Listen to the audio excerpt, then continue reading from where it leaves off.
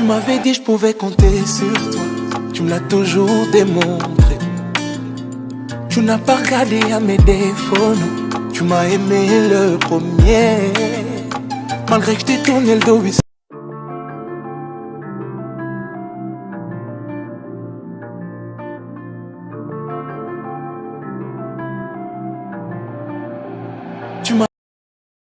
Et c'est que c'est passé que d'un coup, j'ai senti plus mon corps. Et c'est comme si je quittais mon corps. Et là, je vis comme une grande lumière qui était devant moi. Et je parlais avec cette lumière. Et j'attendais, je pouvais également entendre mon père pleurer. Mais je ne pouvais plus bouger mon corps. Parce que comme si j'avais tout perdu, je ne pouvais plus réagir dans mon corps. Et je parlais avec cette lumière. Je suis Stanislas Josué Mkanda. Je suis vidéaste et créateur de podcast. Et je suis marié. Et voici mon témoignage. Alors, mon histoire commence il y a 20 ans, plus de 20 ans, je dirais. Et à Kinshasa, je pense que tu connais la République démocratique du Congo à Kinshasa. Et je suis l'aîné de la famille de 7 enfants. Et ce qui s'est passé qu'à l'âge de 4 ans, mes parents se sont séparés. Je suis allé habiter chez mon oncle. Alors que je vécu chez mon oncle jusqu'à mes 11 ans. Et déjà, de base, on me trouvait un enfant bizarre. Un enfant bizarre, c'est-à-dire que je pouvais peut-être me lever la nuit et commencer à courir dans la maison et en disant je poursuivais les esprits. Et ce qui s'est passé que à mes 11 ans, je suis tombé malade et ça commençait déjà par deux douleurs, les douleurs du corps.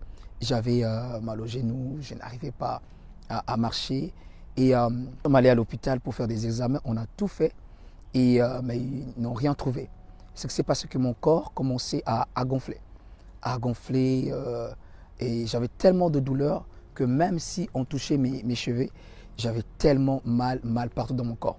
Et comme l'hôpital ne pouvait rien faire, du coup on m'a dit on va rester à la maison. On m'a prescrit des médicaments à prendre. Mais le problème est que mon cas continuait toujours à s'empirer. Mon corps a gonflé et ma peau avait changé complètement la couleur. Et j'étais devenu jaune. Et du coup, je peux le dire, excusez-moi du terme, le pus commençait à sortir de mon corps. Donc, ce qui veut dire au niveau de genoux, du dos, de mains, même là, j'ai des cicatrices partout dans mon corps. C'est dû à cela. Et du coup, mon corps, je commençais à pourrir vivant. Je sentais tellement mauvais. Et même pour faire de besoins, aller aux toilettes, et je ne pouvais plus en marcher. On devait me conduire, me soulever, me conduire dans des toilettes. Et ceux qui connaissent très bien le Congo, Kinshasa, souvent, on n'a pas des toilettes aussi confortables comme en France, comme en Europe. Et souvent, on me déposait par terre.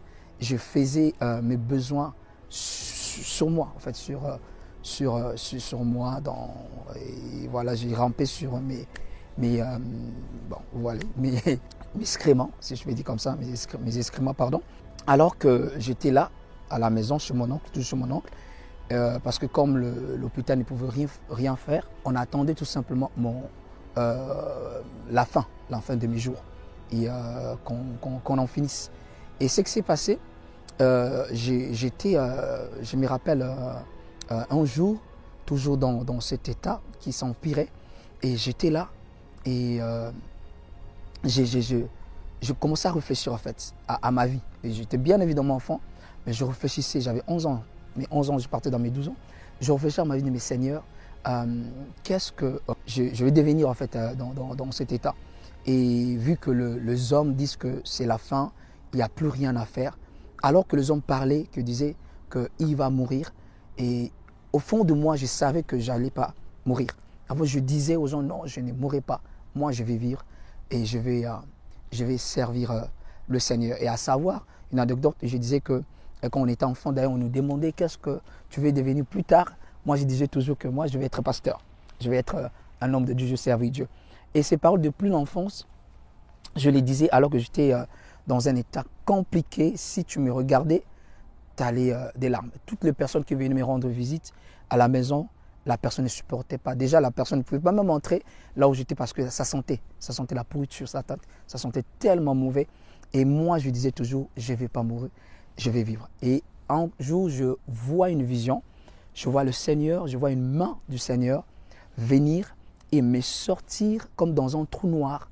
Et le Seigneur me sort. Et cette vision, je l'ai gardée au plus profond de moi. Et c'est là que je suis que le Seigneur m'avait exaucé, malgré que la situation ne changeait pas.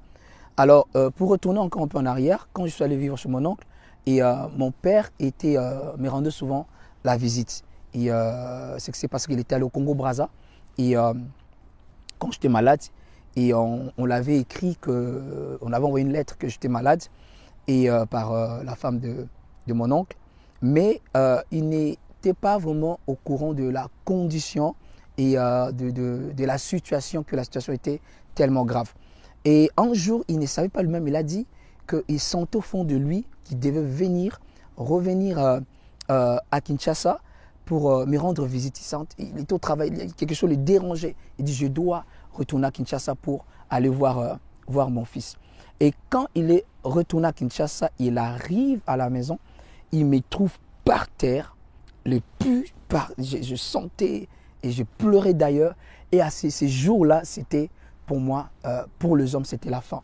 Et quand il arrive, il pleurait, il me prend dans ses bras. Pour me prendre, déjà, j'ai crié parce que j'avais tellement de douleur partout. Il me prend, je pleurais. Il pleurait, il dit, mon fils, qu'est-ce qui s'est passé? Moi, on m'a dit que tu n'avais que de fièvre, pardon. Tu n'avais que de fièvre, mais je ne sais pas que ton état était aussi compliqué dans cette situation. Il me prend pour qu'on aille à l'hôpital et je pleurais et je disais toujours à mon père, ne pleure pas, je ne vais pas mourir, je vais vivre, je vais servir le Seigneur. Et lorsqu'il m'a pris, pour aller à l'hôpital, il faut prendre des taxis. Mais le problème, prendre les taxis à Kinshasa, c'est déjà rempli. Et en plus, dans la condition où j'étais, depuis que je sortais de mon corps, aucun taxi n'a accepté de nous prendre.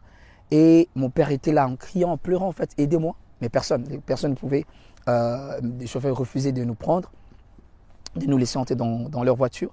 Et là, on voit un pasteur s'arrêter. Il y a une voiture qui s'arrête. J'aimerais bien c'était une Mercedes. Ça s'arrête et ça fait marche en arrière. Et le pasteur en question dit à mon père, d'abord, il ne nous a pas dit qu'il était pasteur. La voiture s'arrête, ça fait marche en arrière. Et la personne dit à mon père, entrez et je vais vous déposer là où vous allez. Et lorsqu'on entre, et le monsieur se présente, dit, je suis pasteur. J'ai passé et le Saint-Esprit m'a dit de vous prendre et de vous déposer. Et ce pasteur a commencé à parler, à prophétiser sur moi. Il a dit à mon père que ton enfant ne mourra pas, ton enfant vivra. Et c'est que ce n'est pas ce que cette maladie n'est pas naturelle, c'est spirituel. Et il y a eu une attaque dans le monde spirituel qu'on a voulu supprimer cet enfant, vu que Dieu l'a appelé à le servir.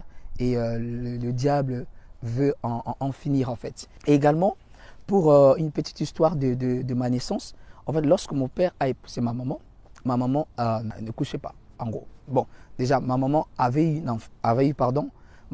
une fille avant le mariage avec mon père, mais c'est que c'est parce qu'après le mariage avec mon père, ils ont passé tellement d'années sans avoir enfant. Et moi, je suis venu comme un enfant miraculeux, si je peux dire ça ainsi. Et quand je suis né, c'est ainsi qu'on m'a appelé Sony. Sony, bon, c'est le Sun qui veut dire le soleil et qui veut dire également aussi illuminé en fait. Comment appeler comment donner ce nom-là en fait de pouvoir, c'est lui qui a apporté la lumière dans la famille. Et donc depuis mon enfance, j'ai été tellement combattu et je voyais des choses bizarres la nuit. Je me réveillais, je voyais des esprits et souvent je pouvais me réveiller. Je me battais la nuit avec des gens et je me réveillais avec des bosses, des bosses physiques. On voyait comme si tu t'es battu et on t'a donné des coups. Mon corps avait des traces, des marques des batailles en fait, que je combattais la nuit. Et pour revenir sur l'histoire avec le pasteur dit à mon père que cette maladie, ça vient du monde spirituel et ton enfant a été attaqué. Si tu n'étais pas venu aujourd'hui, ça allait être la fin du jour de ton enfant. C'est Dieu qui t'a poussé de venir afin de l'amener à l'hôpital.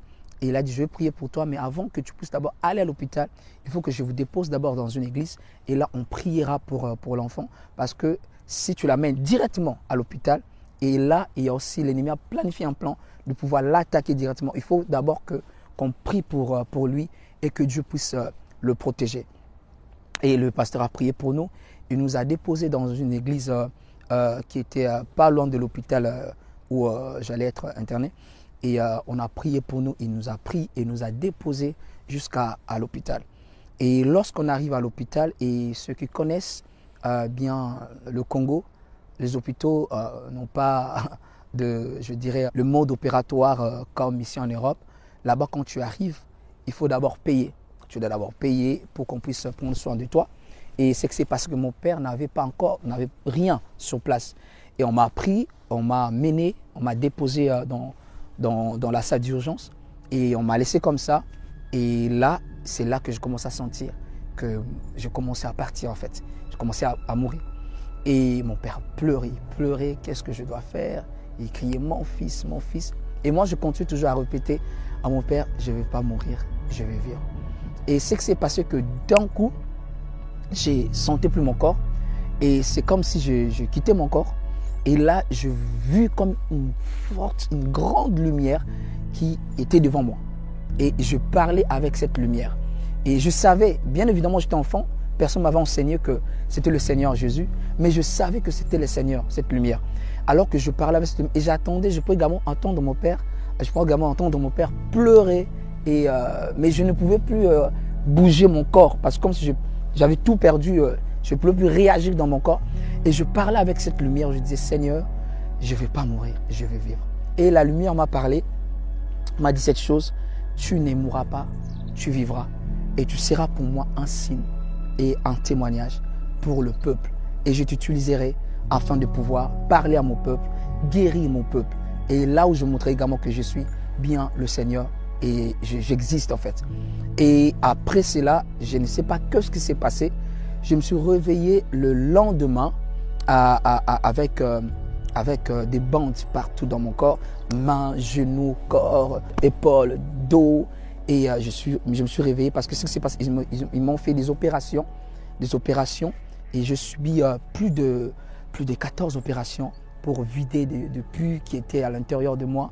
Et ce qui s'est passé d'ailleurs, pendant que j'étais en train d'expérimenter cette expérience avec le Seigneur, déjà le médecin avait déjà déclaré que j'étais parti, j'étais mort. Et donc ce qui s'est passé, que j'ai expérimenté, j'ai vécu ce qu'on appelle, le Seigneur m'a amené de la mort à la vie. Si je peux dire ça, c'est comme la résurrection en fait. Je me suis réveillé le lendemain et je me suis trouvé avec des bandes partout. Et mon corps, il y avait tellement du sang parce que quand ils ont fait des excisions, et ils ont vidé le pus et le sang continuait à couler, à sortir. Et ce qui s'est passé également que pendant cette situation ou cette maladie en question, dont jusqu'à aujourd'hui la médecine n'a jamais défini quel était le type de maladie. Et ils n'ont jamais défini, ils ont juste dit que c'était une infection. Ils ne savent pas c'est quel type d'infection. À mon âge, ils ne savaient pas d'où ça venait. Et ils n'avaient pas la réponse à ma situation à l'époque. Ce qui s'est passé que par cette maladie, ça broyait mes os à l'intérieur. Et au niveau de la hanche, genou, ça broyait mes os, ça devenait un peu poussière. Je devais encore continuer à subir d'autres opérations vu que mon corps était complètement, je peux dire, pourri. Quand tu me regardais, j'étais vraiment pourri. Tu ne pouvais plus me regarder 2 fois. Et c'était tellement difficile. Et moi-même, je pensais que c'était interminable. Et parce que la situation, c'était tellement compliquée et longue. J'ai fait 1 an à l'hôpital parce que la situation continue toujours à s'empirer. Alors, ce qui s'est passé, mon père, vu qu'il savait que c'était quelque chose de très spirituel, dont j'ai été attaqué, bon, selon ce qui a été dit, que c'était les attaques par rapport au niveau de la famille de ma maman. Et j'ai eu des attaques spirituelles. Et mon père voulait également aussi, lui également répondre de manière spirituelle. Ce qui s'est passé, qu'il a dit qu'il va aller chercher un marabout et pour également attaquer les personnes qui ont attaqué son fils. Et le jour où il s'est prêté pour sortir aller voir des marabouts. Et là, dès qu'il sortait de la porte de l'hôpital, il y a un pasteur qui arrive. C'était en 2023. Il y a un pasteur qui arrive et ce pasteur lui demande, tu es bien le papa de Sonny? Parce que mon oncle est Sonny, il a dit, oui, c'est bien moi. Il lui a dit, Dieu m'a dit de te dire, ne fais pas ce que tu dois faire ou tu as résolu de faire. Parce que cette situation, ce n'est pas à toi de combattre ou de régler la situation. Dieu lui-même va s'en en charger. Et c'est là qu'il demande même là où j'étais aux gens. On l'a montré là où j'étais, je me trouvais. Et à côté, en gros, si vous regardez les photos dans les hôpitaux et, au Congo, ce n'est pas tu as ta chambre toi. C'est une grande salle, il y a plusieurs lits et plusieurs personnes à l'intérieur. On le montre là où j'étais, il arrive et je vois le monsieur pleurer. Et c'est quelqu'un que je ne connaissais pas. C'est comme toi, tu ne me connais pas, on ne s'est jamais vu, on ne s'est jamais rencontré et on n'a pas le même tribu, on ne se connaît pas, ça n'a rien à voir, on n'a pas le même sang, on ne s'est jamais vu, il n'a jamais vu personne de ma famille ou qui l'a parlé de moi, mais le monsieur pleurait comme si j'étais son enfant. Et il pleurait, il disait même, il m'appelait mon fils, Seigneur, guéris mon fils, guéris mon fils. Et moi, enfant, je regarde, mais c'est bizarre, je ne le connais pas, il m'appelle son fils, c'est qui ce monsieur? Et c'est là qu'il dit, il était chez lui, il priait la nuit. Et le Seigneur lui a parlé. Le Seigneur lui a parlé, lui a donné mon nom, lui a dit d'aller dans tel hôpital et va dans tel hôpital. Tu trouveras un enfant au nom de Sonny et prends cet enfant, occupe-toi de cet enfant. Et il m'a dit ça. Et c'est là que, bien évidemment, je suis né dans une famille chrétienne et je chantais déjà, quand j'étais enfant, depuis l'âge de 4 ans, je chantais à l'église, dans une chorale. L'église pleine d'évangile, j'ai chanté depuis cet enfant, mais je n'ai jamais fait la prière de repentance, disons, de recevoir le Seigneur Jésus. Et c'est là qu'il a prié pour moi et j'ai reçu le Seigneur Jésus entre mes 11-12 ans, j'allais dans mes 12 ans, c'est là que j'ai reçu vraiment le Seigneur Jésus comme mon Seigneur et sauveur personnel dans ma vie. Il a prié pour moi, il m'a dit à partir d'aujourd'hui, je prendrai soin de toi, je m'occuperai de toi et en gros tout ce que l'hôpital demandera pour des frais, tout ce qui est nourriture, moi je paierai, tu es mon fils et je t'adopte en fait. Et c'est là qu'il m'a pris, il venait chaque jour me voir, chaque jour me rendre visite avec sa femme, prier pour moi, m'amener même de la nourriture. Là où je me trouvais dans la salle en question de l'hôpital et que les personnes qui se trouvaient à ma gauche, à ma droite mouraient en fait. À chaque fois, on venait remplacer des personnes. La personne qui était à ma gauche mourait. L'autre personne à ma droite mourait. Souvent, tu parlais avec la personne allait bien. Dans quelques minutes, les cas empiraient et la personne partait. Et moi, je me dis, j'avais tellement peur. Je dis, Seigneur, qu'est-ce qui va se passer? Est-ce que je suis le prochain ou pas? Mais il y a toujours cette voix qui me disait, ça ne va pas être le cas pour toi. Ça ne va pas être le cas pour toi. Et quand ce pasteur m'a prié pour moi, il m'a pris. Il a dit désormais je prends soin de toi. Et d'ailleurs, avant d'arriver à ce pasteur, pour revenir encore chez mon oncle, quand je suis tombé malade, c'est que c'est passé que ma famille, comme ils n'ont trouvé pas la réponse ou détecter la maladie, ils ont dit que, en gros, j'étais sorcier. C'est que c'est passé que ma tante, du côté de ma mère, dès que j'étais sorcier, c'est qu'on m'avait demandé de sacrifier une personne dans la famille. Et du coup, je n'ai pas pu, il y a des retours. Ce qui veut dire que moi-même, ça m'a fait des retours. Donc, ce qui fait que j'ai été accusé, même sorcier par ma famille, à cause de cette maladie. Voilà, ce pasteur m'a pris, il a commencé à prendre soin de moi. Et à savoir que dans cet hôpital, je suis resté dans une seule position pendant presque 1 an. Ce qui veut dire que j'étais couché, et dos, sur le dos. Et mes jambes, ce qui s'est passé que mes jambes ont été bloquées. Genou droit, ma jambe était comme ça, était bloquée parce que cette maladie avait touché mes articulations, rôti, les chevilles, donc tout était bloqué. Je ne pouvais même pas bouger mes jambes. Donc j'étais couché comme ça pendant au moins plus d'1 an dans cette situation. Je faisais mes besoins sur place, on devait me nourrir pour manger, on devait me soulever pour faire mes besoins. Et c'était tellement compliqué. Mais par la grâce de Dieu, je voyais toujours la bonté de Dieu. Et j'avais, c'est bizarre de dire, mais étant enfant, et dont personne ne m'a jamais parlé même de la guérison, personne ne m'a jamais parlé de Jésus qui guérit, mais il y avait en moi un témoignage qui me disait que tu seras rétabli, Dieu te rétablira et cette situation passera.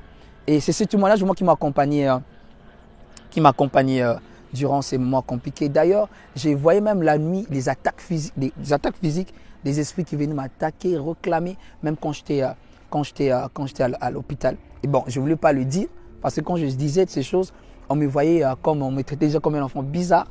Donc, je gardais ça au fond de moi. Et donc, voilà. C'est que c'est passé qu'à un moment donné, bon, tu ne peux plus rester à l'hôpital pendant aussi longtemps, parce que ça coûtait déjà cher. Et il fallait que je puisse sortir de l'hôpital. Bien évidemment, à ces moments, la guérison commençait à se manifester dans mon corps. J'ai commencé un peu à manger seul et ma peau qui était jaune commençait un peu à redevenir normale. Et les plaies, bien évidemment que les plaies étaient toujours présentes. Et d'ailleurs, c'est que c'est passé que ma jambe droite, et il y avait une plaie qui était interminable. Du coup, les médecins ont décidé de me couper la jambe. Ils ont dit à mon père en question, qui est le docteur Josué, c'est un pasteur également, c'est un serviteur de Dieu. On lui a demandé, la solution était que de me couper la jambe parce que la plaie continuait à monter, l'infection continuait à monter. Ils ont dit ça continue à monter, ça va arriver jusqu'au genou. On vaut mieux qu'on coupe maintenant, comme ça on sauve le reste, une partie de sa jambe. Et par contre, lui, il a refusé. Il a dit non. Moi, ce n'est pas ce que Dieu m'a dit à propos de mon fils. Dieu m'a dit qu'il va le rétablir, et Dieu va le guérir. Et si on va lui couper on va le couper la jambe, et Dieu lui-même va s'en charger. Et du coup, on l'a fait signer, on l'a fait signer quoi. S'il y a un problème, c'est lui qui sera le responsable. Il a signé. Et c'est que c'est passé que cette plaie, donc qui a resté, je dirais plus d'un an d'ailleurs, même quand je suis sorti de l'hôpital, la plaie continue toujours à être là parce que mes plaies, en fait, c'était encore compliqué. Les plaies que j'avais au niveau ici, là déjà, tu pouvais voir mes os à l'intérieur. Et les trous, c'était tellement des trous profonds. Et même au niveau de cheville, genoux, on voyait mes os à l'intérieur. Quand tu enlevais des bandes, on voyait mes os. Et tu voyais à l'intérieur parce que la chair n'était plus là. La plaie continuait à monter. Mais par la grâce de Dieu, Dieu m'a guéri Dieu a fait de sorte qu'un an plus tard, et la plaie a été complètement séchée. Et Dieu m'a guéri de cette plaie. Et là, il m'a évité également qu'on puisse m'amputer la jambe droite. Et donc, quand je suis sorti, et pour sortir de l'hôpital, et vu que dans ma famille, il y avait ces accusations sorcières, et je ne pouvais plus retourner dans ma famille. Le pasteur qui m'avait pris, il a décidé de me prendre. Il a dit, bon, ok, je vais t'amener parce qu'il a un ministère, je dirais, d'aide, une association. Lui, son ministère, c'est d'aller dans les hôpitaux et prendre des enfants qui ont personne, et des malades, de prier pour eux et de prendre charge de ces enfants, de payer leurs frais, de leur trouver les endroits qui vont les accueillir. Et c'est là qu'il a trouvé un orphelinat en 2005. Il a trouvé cet orphelinat où je suis allé vivre. Je suis allé habiter dans cet orphelinat. Et quand je suis arrivé dans cet orphelinat également, c'était tellement compliqué parce que tout enfant qui vit en orphelinat au Congo sont considérés comme des sorciers. Donc, ce qui veut dire que tous les enfants qu'on était là dans cet orphelinat, on nous traitait déjà l'orphelinat avait déjà une réputation comme d'accueillir que des sorciers, des enfants abandonnés, comme les enfants de la rue, hein, comme on appelle ça en lingala on dit des chégués. Le chégué, c'est-à-dire les enfants de la rue. Le nom de l'orphelinat, c'est Pédiatrie de Kimbondo, et à Kinshasa, à Mongafula. Et c'est un orphelinat qui est dirigé par des prêtres catholiques, les Italiens précisément. Et quand je suis arrivé dans cet orphelinat, il y avait plus de 900 enfants. Et l'orphelinat également possède aussi l'hôpital pour soigner les enfants. En arrivant dans cet orphelinat, et déjà moi qui n'ai jamais connu la vie de vivre dans un orphelinat, vivre avec les enfants qui venaient directement de la rue, ce qui veut dire que l'éducation n'est pas la même. Et en arrivant dans cet orphelinat, je pleurais tellement que je me disais, mais pourquoi ça arrivait à moi? Pourquoi c'est... Et j'étais qu'un enfant, 12 ans, 13 ans. Pourquoi ça arrivait à moi? Mais bizarrement parlant, toujours ces témoignages me disaient qu'il y a toujours un espoir. Il y a toujours un espoir, ce n'est qu'un passage. Déjà dans cet orphelinat, quand on allait à l'école, c'était compliqué à savoir. Je marchais après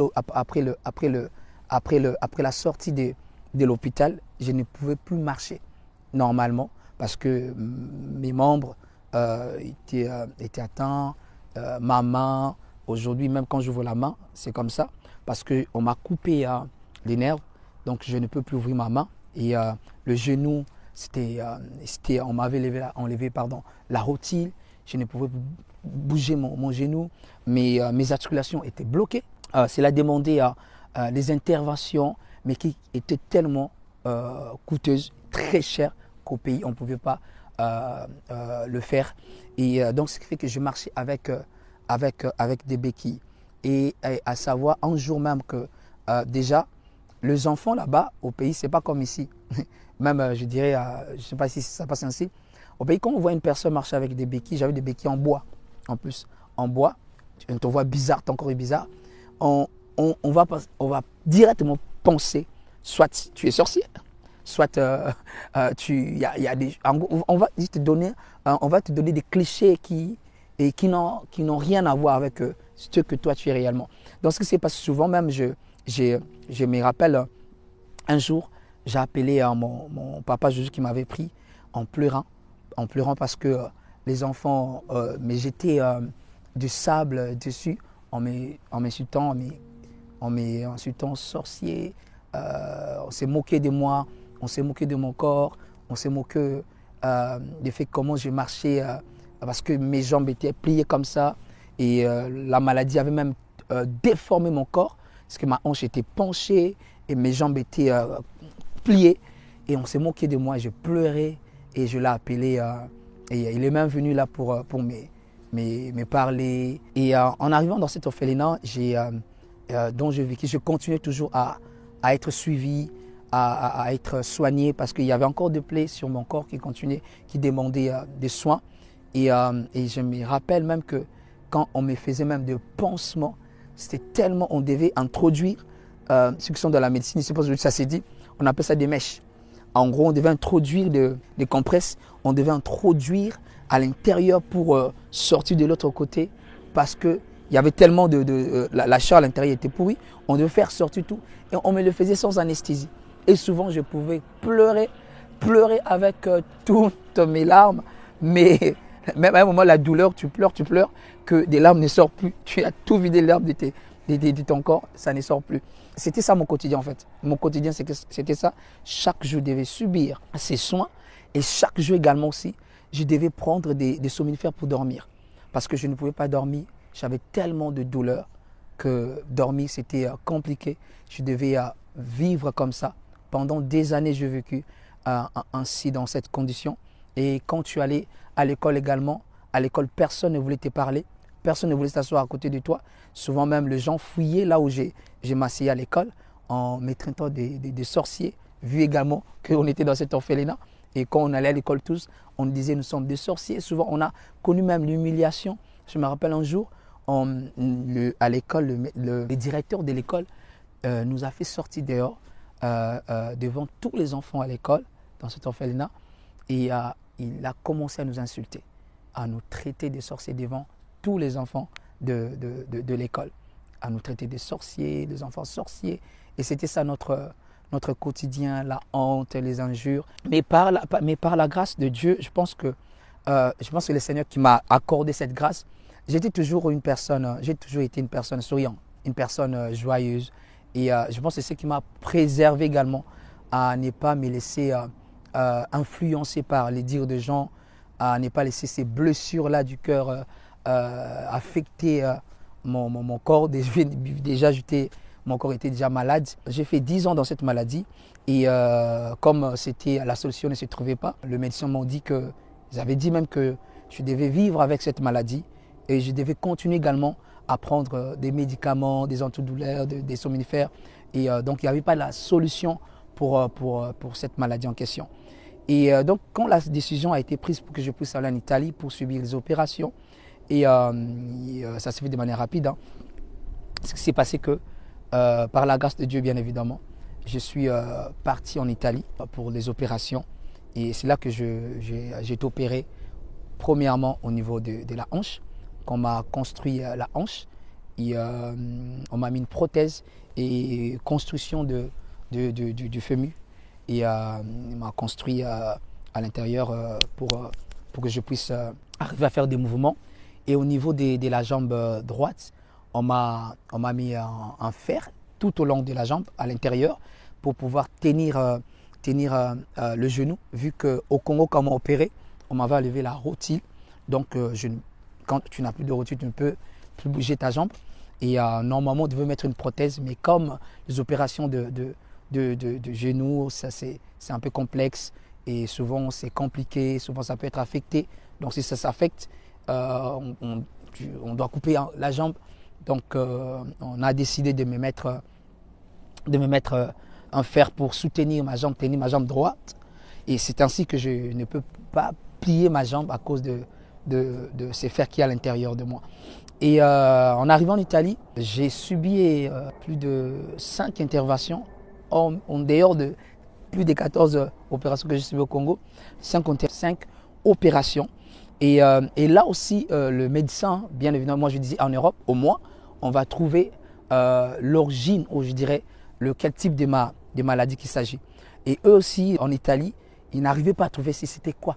Ils se disent c'est bizarre, on pense que c'est une infection, mais on ne sait pas si c'est quel type d'infection. Mais le pronostic est que il va vivre avec. Il va vivre avec cette maladie.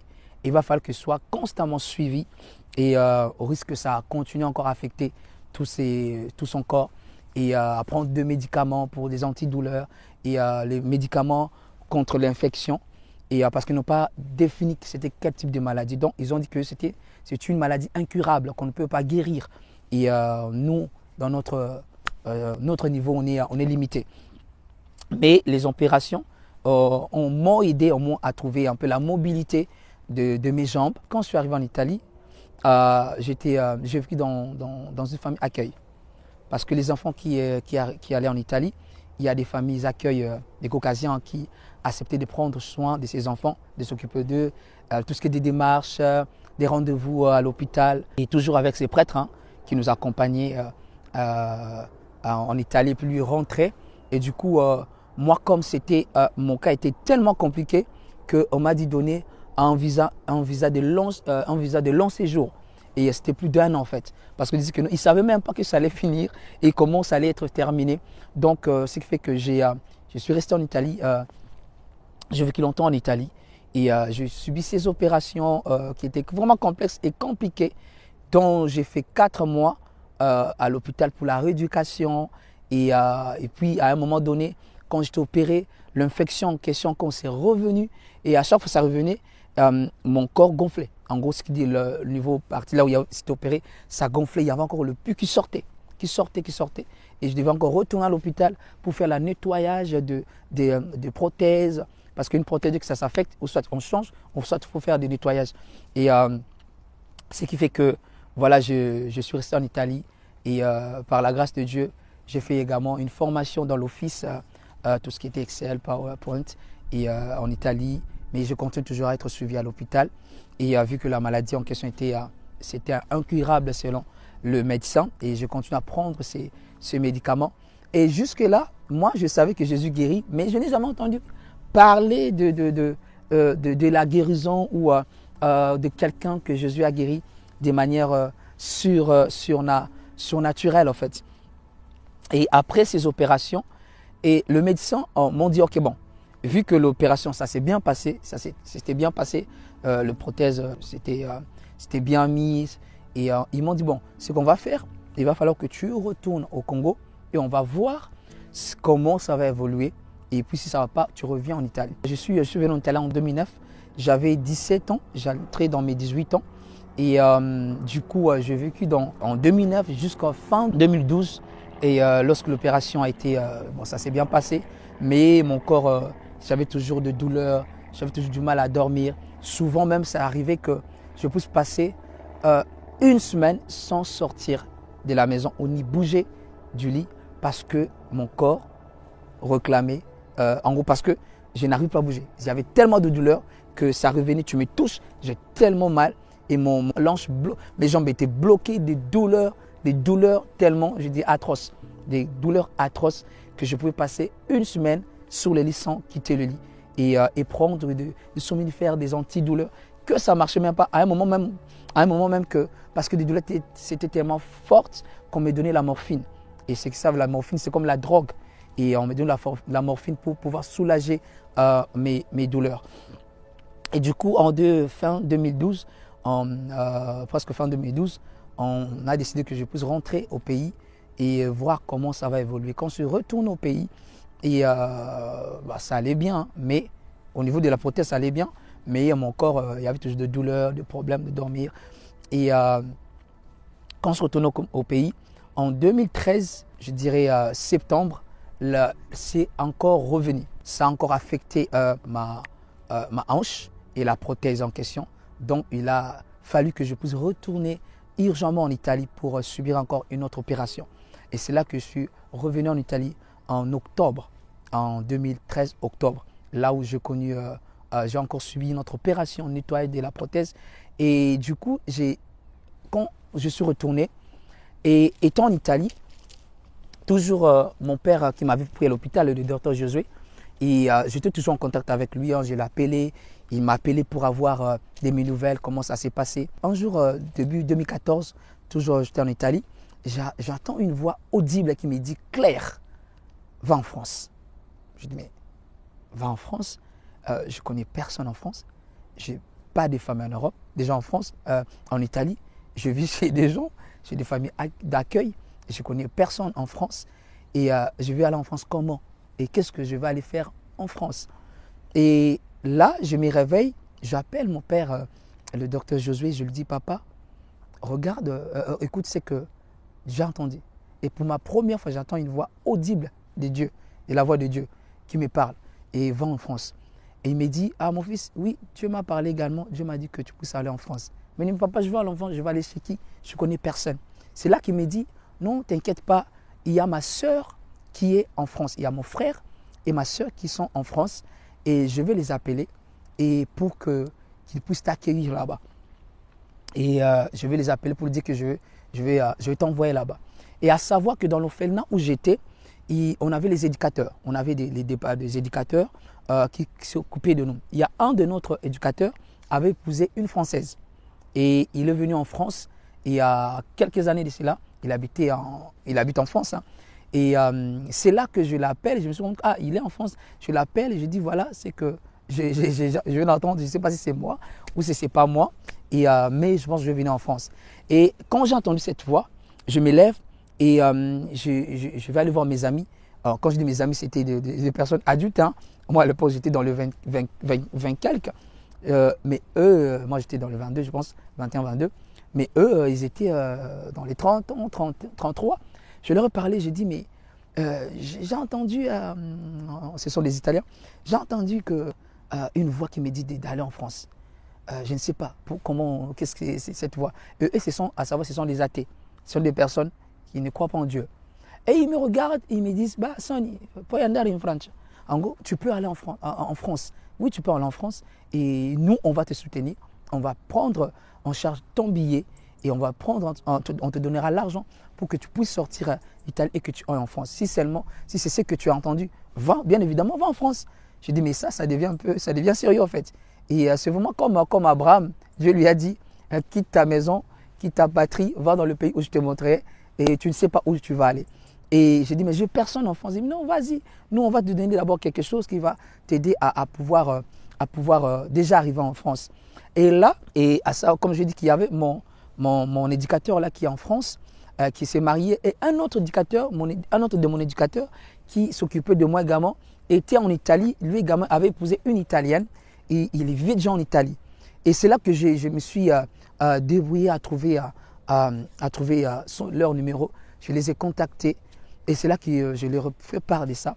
Et mon éducateur qui était en Italie, il m'a dit, ok, pas de problème, moi je vais venir te prendre, je vais t'amener en France. Mais t'amener en France, je ne sais pas, tu vas habiter chez qui, mais je veux voir si tu peux rester en attendant chez cet éducateur, en attendant qu'on trouve la solution. Et alors qu'on planifiait ça, et mon papa qui m'avait pour au pays, le docteur Josué, a appelé sa sœur.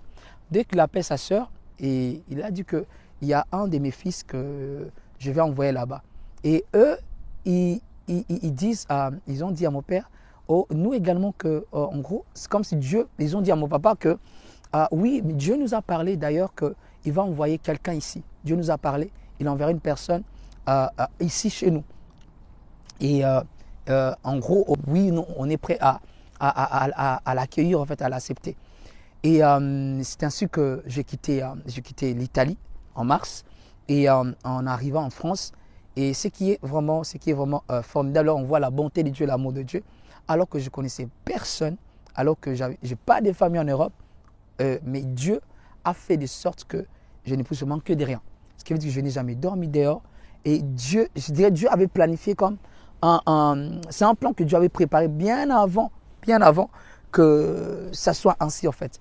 En arrivant en France, toujours à savoir que j'avais toujours cette plaie au niveau de ma hanche et il y a des pus qui sortaient. Et après avoir suivi l'opération, et je compte toujours prendre ces médicaments. Quand j'arrive en France, et je suis resté une semaine chez mon éducateur, et c'est là que je vais chez la sœur de mon papa, Dr. Alex, et maman Monique, dont je salue également toute la famille Kabeya, avec son mari qui est un pasteur, Bishop Roger Kabeya, et qui m'ont accueilli. Et lorsque j'arrive chez eux, et c'est la maison d'un serviteur de Dieu, et quand j'arrive là-bas, je leur fais part de ma situation, je parle à son mari qui est un pasteur, et il m'a parlé, il m'a dit Jésus guérit. La chose qu'il m'a dit, il y a Jésus guérit. Et c'est là qu'il m'est parlé de la guérison. J'ai dit, mais cette maladie, ils ont dit c'est incurable. Et je compte toujours prendre le médicament. Voilà. Et quand j'arrive en France, j'ai vécu chez mon éducateur en question pendant une semaine. Et puis, il est entré en contact avec le mari de ma tante, la sœur de Dr Josué, et qui m'a accueilli. Et je précise bien ici, ce sont des personnes qu'on n'a pas de lien familial. Ce sont des personnes qu'on ne se connaissait pas. Et ce sont des personnes qui on ne s'est jamais parlé avant. Non, ce sont des personnes qu'on ne connaissait pas. Mais c'est là où vous voyez qu'il y a bien ici sur terre des personnes qui ont des bons cœurs, qui ont un bon cœur et qui manifestent l'amour de Dieu. Et durant tout mon parcours là, j'ai vraiment vécu l'amour de Dieu et comment Dieu prend soin de ses enfants. Même quand tu ne les demandes pas, Dieu prend soin de toi. Tu n'as pas besoin de dire à ton père de s'occuper de toi. Ton père s'occupera de toi parce que c'est son devoir. C'est la même manière que Dieu également a continué à prendre soin de moi. Alors, en arrivant là-bas, je leur fais part de ma situation, de cette maladie, de la pronostic diagnostic de l'hôpital, que ça va être incurable, c'était incurable, et à savoir que ça faisait déjà 10 ans que j'étais dans cet état, cette maladie. Et du coup, le mari de ma tante, le bishop Roger Kabeya, m'a dit Jésus guérit, Jésus guérit. C'est là que j'ai commencé à baigner dans cet enseignement de la guérison, le Jésus qui guérit. Et un jour, il m'a parlé de Ésaïe 53. Ésaïe 53 qui parle que Jésus a porté nos maladies, nos douleurs, et il s'est chargé de nos douleurs. Le châtiment que nous donne la paix est tombé sur lui, et c'est par ses meurtrissures que nous sommes guéris. Quand j'ai lu ces versets, je dis waouh, mais c'est fort. Et si la parole de Dieu dit que je suis guéri, et donc je ne serai pas guéri. Donc je suis guéri maintenant. C'est là que j'ai commencé à prier, à parler cette parole. Et un jour, on priait avec le mari de ma tante, Bishop Roger Kabeya. Il a pris une bouteille d'eau. Il a prié pour cette bouteille. Il m'a donné la bouteille d'eau. Il m'a dit, bois cette bouteille. Et quand je prie de l'eau et je dors, j'ai eu une vision. Et dans cette vision, je vois comme le Seigneur Jésus venir comme habillé en médecin, avec les tenues de médecin. Il ouvrait ma hanche et la planque, ce qui ne finissait pas. Il commençait à sortir tout ce qui était sale, puis il nettoyait, et puis il a fermé. Et je me suis réveillé et j'ai rencontré cette vision. Une semaine après, la plaie est terminée. Et une semaine après, la maladie en question a disparu. Donc Jésus m'a complètement guéri de cette maladie qui a duré presque plus de 10 ans. Et après ça, et en France également, où j'ai subi encore une autre opération parce que la prothèse avait également été touchée par cette infection encore. Donc j'ai été opéré encore en France et j'ai fait 3 mois à l'hôpital pour la rééducation. Et donc je dis qu'en France, j'ai subi également une opération au niveau de la hanche qui m'a remplacé la prothèse. Et j'ai suivi une rééducation de 3 mois. Et puis je suis sorti de l'hôpital et toujours habitant dans cette famille qui m'a accueilli, qui m'ont témoigné leur amour. Et ils m'ont accueilli comme si j'étais leur enfant. J'étais leur enfant biologique. Il n'y a jamais eu de différence entre leur enfant et moi. Ils ont pris soin de moi. Et c'est là d'ailleurs que j'ai vraiment rencontré vraiment le Jésus personnellement, je dirais, expérimenter le Dieu des guérisons, le Jésus qui guérit, appris tout ce que j'ai appris concernant la vie chrétienne, la parole de Dieu, faire même à manger. Ma tante m'a appris à faire à manger. Beaucoup de choses que j'ai appris dans cette famille, dans la famille Kabea, et dont je suis énormément reconnaissant. Et je prie que l'Éternel bénisse vraiment cette famille et toute la famille Kabea. Et c'est là également que dans cette même maison, qui m'ont soutenu, dont j'ai rencontré également aussi ma femme dans cette famille. Et je me suis marié il y a 5 mois. Je me suis marié, hein. Il y a 5 mois. Et la famille a continué toujours à prendre soin de moi, à me soutenir, à investir en moi, à investir même dans mon projet de mariage. Et vraiment, j'ai vécu l'amour de Dieu, la bonté de Dieu. Je ne sais pas ce que toi tu traverses, je ne sais pas ce que tu vis actuellement, mais je vais te dire tout simplement qu'il y a bien un Père qui t'aime, un Père qui veille à ce que tu puisses ne manquer de rien. Et il y a bien également aussi un Jésus qui guérit si tu te trouves, tu es malade et si tu as une maladie incurable. Et je suis moi-même un témoignage vivant, une preuve vivante que Jésus guérit. Et je crois également que Jésus veut te guérir et il t'a déjà guéri. Il suffit de croire en cette parole et de témoigner cette parole, de proclamer cette parole. Et Jésus, la guérison prendra place. En fait, quand je suis malade en question, et c'est que c'est parce que dans ma famille, il y a eu des divisions. Il y a eu des divisions parce que du côté de mon père, ça accusait la femme de ma maman. Et du côté de la femme de ma maman, ça accusait la femme de mon père. Et ce qui fait que une partie de la femme de ma maman me traitait même de sorcier. Et donc ça créait une division au point où même je me rappelle très bien que après avoir sorti de l'hôpital, ma maman est venue me rendre visite parce que déjà quand ils se sont séparés avec mon père, je ne l'ai jamais vu jusqu'à mes 11 ans, jusqu'à ce que je tombe malade. Et c'est là qu'elle est venue me voir. Et comme il y avait tellement de divisions, et ma maman m'a dit clair, m'a parlé clair, et elle m'a dit, oublie-moi, je ne suis plus ta maman et ne me cherche plus. Bon, bien évidemment, elle dit ça, mais pour moi, cette époque, ça m'a tellement blessé, cette orphelinat, c'était tellement compliqué, en fait, dans le sens que c'était tellement compliqué, déjà le milieu où je me retrouvais, ça n'avait rien à voir avec ce que j'ai vécu dans ma famille, dans le sens que c'est un milieu où tu vis avec... dans cette orphelinat, il y a tout type de personnes. Ce qui veut dire que là-bas, tu trouveras les enfants des 0 jusqu'à 20 quelques années et abandonnés.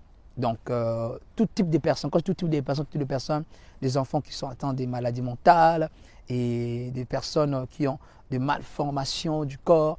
Et c'était tellement compliqué de vivre dans cette condition et de s'adapter. Mais ça a été mon parcours. Mais par la grâce de Dieu, je finis par m'adapter dans cette orphelinat. Et le plus difficile, c'était à chaque fois que tu devais sortir de cet orphelinat, parce que c'était clôturé, à chaque fois que tu devais sortir de cet orphelinat pour aller à l'école, et tu devais toujours subir des insultes, connaître des insultes. Tu es sorcier, tu es... on nous appelait d'ailleurs les enfants de Maman Coco. Maman Coco, c'est la fondatrice de de cette fondation pédiatrique de Kimbondo, qui est une Italienne. Et quand on disait les enfants des mamans, en gros, la référence c'était ce sont des sorciers. Donc, vous êtes des sorciers. Il y a des personnes qui venaient me parler, en fait, dont je ne connaissais pas, en fait. Je me rappelle très bien que quand je suis sorti de l'hôpital, et comme spirituellement parlant, on n'a pas pu m'attendre, en fait, on a envoyé une personne physiquement parlant, pour venir mettre des guéris afin de pouvoir m'éliminer. Et ce qui s'est passé que moi, j'étais enfant, en sortant de l'hôpital, et la personne, quand la personne arrive, et je ne sais pas ce qui s'est passé, j'étais assis dehors, et comme je ne marchais pas, on devait me soulever. Tu vois, dans les chaises. Je ne sais pas, dans les églises, il y a des choses en plastique comme ça, on peut tenir comme ça. En gros, à chaque fois, on m'a amené dehors pour m'asseoir, on devait me soulever avec la chaise. Mes déplacements, à l'époque, comme je n'avais pas des béquilles, parce que c'est procurer des béquilles là-bas, c'était encore un peu avoir de moyens. Donc, en attendant qu'on fabriquait mes béquilles en bois, j'étais sous la chaise. On devait me soulever, m'amener à l'intérieur, me faire sortir, me faire entrer. Et du coup, j'ai senti dans mon cœur que je devais aller à l'intérieur. Je ne sais pas pourquoi. J'ai dit, si vous pouvez me faire entrer à l'intérieur de la maison, parce que je ne sais pas, j'ai senti ça. Et quand j'arrive, la personne qui a été envoyée spirituellement, physiquement, pour m'attaquer, arrive, et au même moment qu'on m'a déplacé, la personne arrive sur place. Et donc la personne ne m'a pas trouvé. Donc ça a raté en fait, l'attaque ça a raté. Et je me rappelle également aussi qu'il y a pas mal d'hommes de Dieu parler. Et la personne, souvent je ne connaissais pas la personne, passée. La personne s'arrêtait, venait vers moi. La personne commençait à prophétiser sur moi. Tu es appelé de Dieu, tu seras un grand homme de Dieu.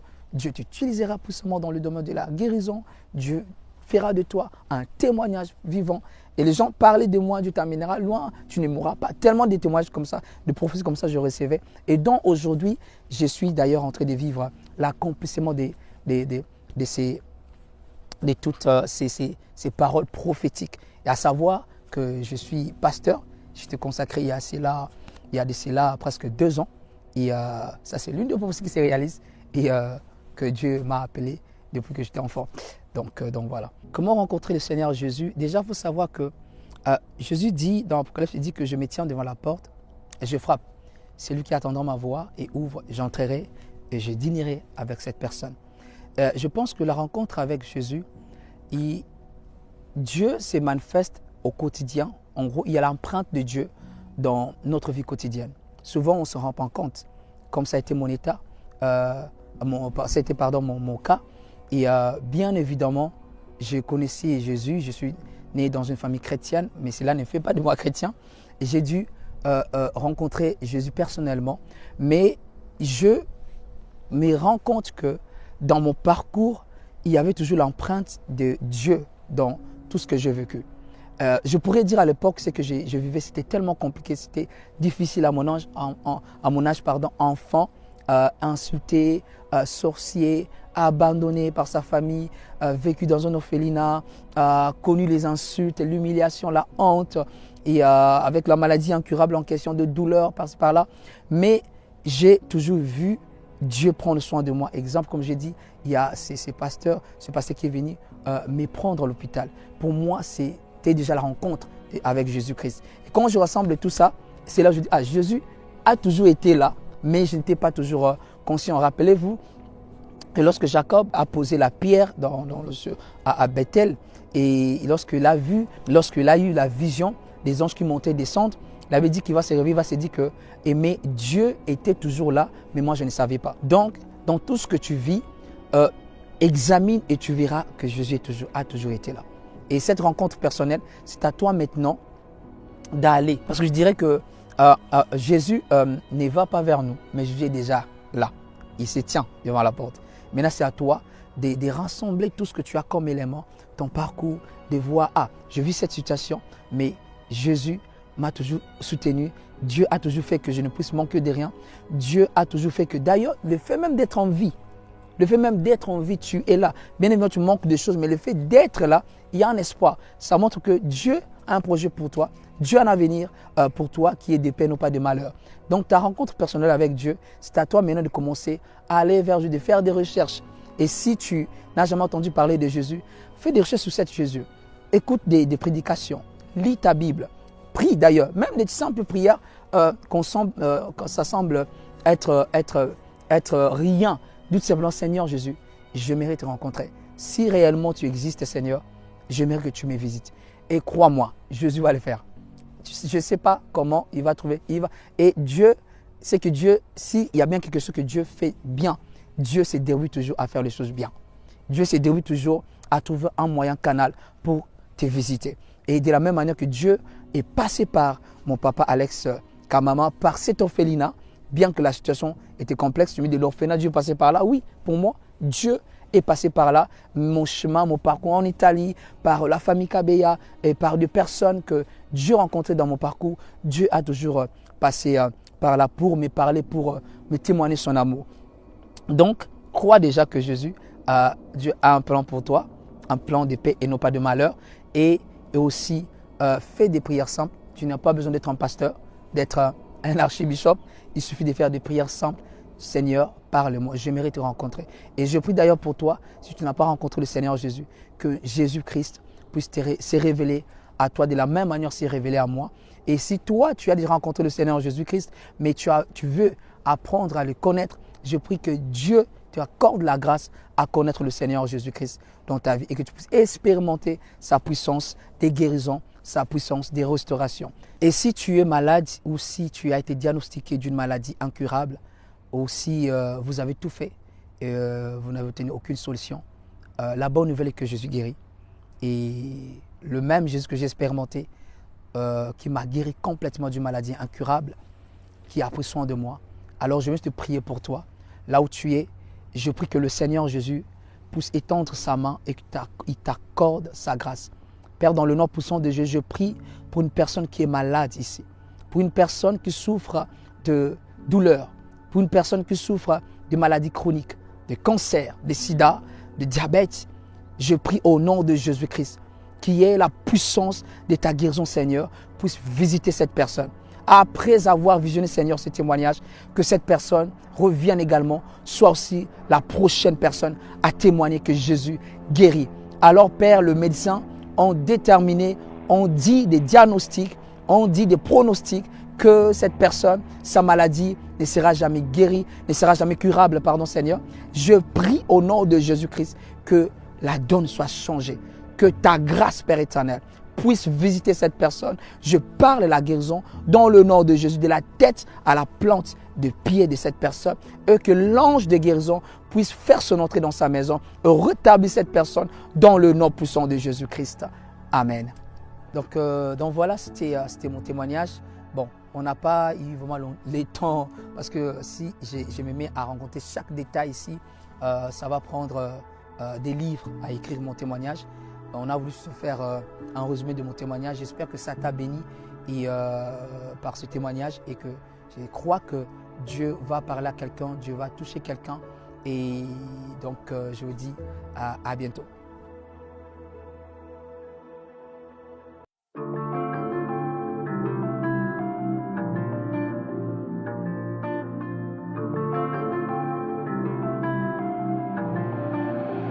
Tu m'avais dit je pouvais compter sur toi, tu me l'as toujours démontré.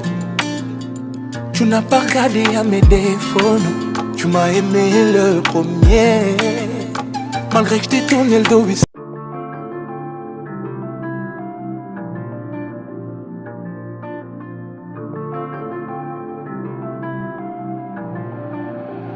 Tu m'avais dit je pouvais compter sur toi, tu me l'as toujours démontré. Tu n'as pas regardé à mes défauts, non. Tu m'as aimé le premier.